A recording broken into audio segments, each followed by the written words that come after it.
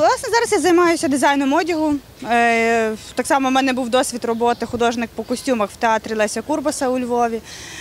І я цим займаюся, я це роблю. Я вирішила, що це якраз те моє покликання, що і потрібно робити. І я зрозуміла, що б я не робила, я буду приходити додому і робити одяг. Відповідно, що чому не робити його завжди. Місяць тому я зробила у Львові проєкт, це такий був творчий проєкт «Пантелик» разом з іншими друзями-художниками. І цей проєкт я привезла і сюди. Разом з художницею подкасту Терезою Барабаш, з керамістом Богданом Кохарським, з художником, який зробив відеоінсталяцію Володимир Стецькович, і з музикантом Мирославом Трофимуком. Ми зробили такий, власне, творчий проєкт, ідея якої є, власне, це є колекція одягу національних, народному якомусь такому стилі, але якось щось набагато ширше, набагато більше. Тому що не лише просто одяг, в якому використовується народна, не знаю, там, символіка, метод, крій, а в якому переосмислюється використання українського народного тепер і зараз. Тому що є дуже величезна небезпека, коли береться, виривається навіть з контексту якийсь певний елемент, чи певна символічність, чи колір, і його перетворюється в якусь таку нецікавий навіть, згрубша кіч. Якийсь такий, який стає просто такий ширпотребним і дуже масовим. І це є знецінення тої такої високої, хорошої культури, яка є в нас.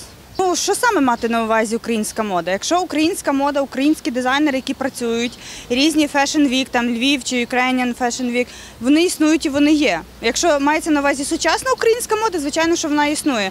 Дуже багато є українських дизайнерів, які є визнані у світі і які є дуже якісними, які продаються і які є цікавими.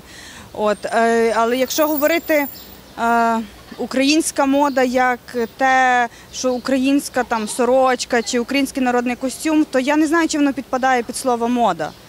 Тому що це швидше український народний стрій.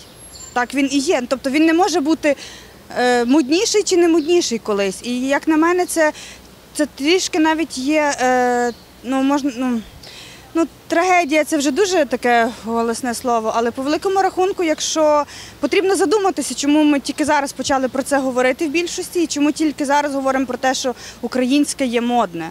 Тому що воно завжди було, тобто з покоління в покоління ми маємо ці сорочки, воно передається, але те, що воно лише зараз є оце таке модне, це є дуже великий мінус нам, найперше, тому що ми не цінуємо цього самі, а лише чекаємо, поки хтось інший не скаже, що це є дуже добре.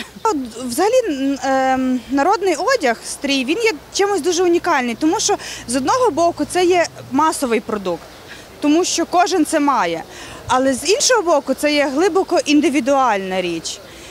І відповідно оцей баланс, він повинен завжди бути. Зрозуміло, що ми живемо трошки в зовсім набагато швидшому світі і не кожен в змозі зробити чи мати цю річ індивідуальну, скажімо, але з іншого боку дуже шкода, коли є знецінення цього. Колись, я пам'ятаю, в культурі було таке поняття, як шароварщина, коли говорилось про те, як українська культура використовувалася, візуальна культура використовувалася в роки радянські. Відповідно, коли просто, якщо має бути українка, то вона вдягає такий віночок великий пластмасовий, там немає значення, якого регіону сорочка, якого регіону спідниця, просто щоб вона була в червоних чоботах із хлібом і сіллю, і козак шаровари. Теж немає значення, яка там пройма, якої там глибини, взагалі, яка вона має, немає значення жодного, тому що це є та шароварщина. І дуже шкода, щоб це до цього знову не скотилося, насправді. Єдине, що я вважаю, що потрібно дбати за те, з якого регіону є сорочка, спідниця, віночок, тому що це все є дуже різне, насправді. І знаєте, що один такий момент, який мене завжди якось так ріже, коли я це бачу, це віночки завжди в Україні носили лише молоді дівчата. Ніколи в житті молодиця не могла одягнути віночок. І власне, коли зараз можна так побачити, ну, не знаю, різних жіночок, які одягають віночки і молодяться, хоча вже не є в цьому статусі, ну, мені це смішно. Ну, не знаю, може багато хто не зважає на це, але це, власне, трішки смішно. Завтра буде такий воркшоп в наметі організації «Разом». Будемо робити різні квіточки з фетру. Ну, власне, там, ну, якогось такого типу, але це будуть різних кольорів, квіточки, які можна зробити як брошку, або можна як заколочку зробити в волосся. Моя ціль, власне, показати людям, як легко можна зробити щось цікаве, не використовуючи багато зусиль, часу і, ну, власне, навіть і коштів по великому рахунку. От, і можна робити якісь хороші, цікаві речі. Дуже часто люди, які хочуть купити, вони є заручниками ситуації, тому що вони можуть купити лише те, що їм пропонують. От, і більше нічого немає. От, відповідно, ну, насправді, я не знаю, чи я можу про це радити, і чи я можу давати якісь конкретні рекомендації, тому що або людина бачить, відчуває, або ні. З іншого боку, дуже багато хто каже, що головне мати вишиванку. Ну, з іншого боку, це теж правильно. Ну, власне, будь-яка вишиванка, вона, яка говорить про Україну, це є популяризація культури, особливо тут в Нью-Йорку. Ну, я вважаю, що будь-який фестиваль – це є прекрасно. І потрібно фестивалити, потрібно приходити на фестивалі, потрібно їх організовувати, їх відвідувати, на них їздити, тому що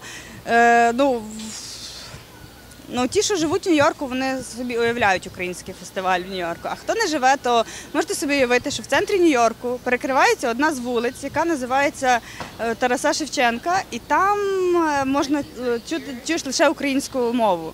Ну, насправді це дуже вражає, як мінімум. Ну, а потім ти проходиш до кінця вулиці і бачиш величезну українську греко-католицьку церкву Святого Юра. Це теж дуже вражає.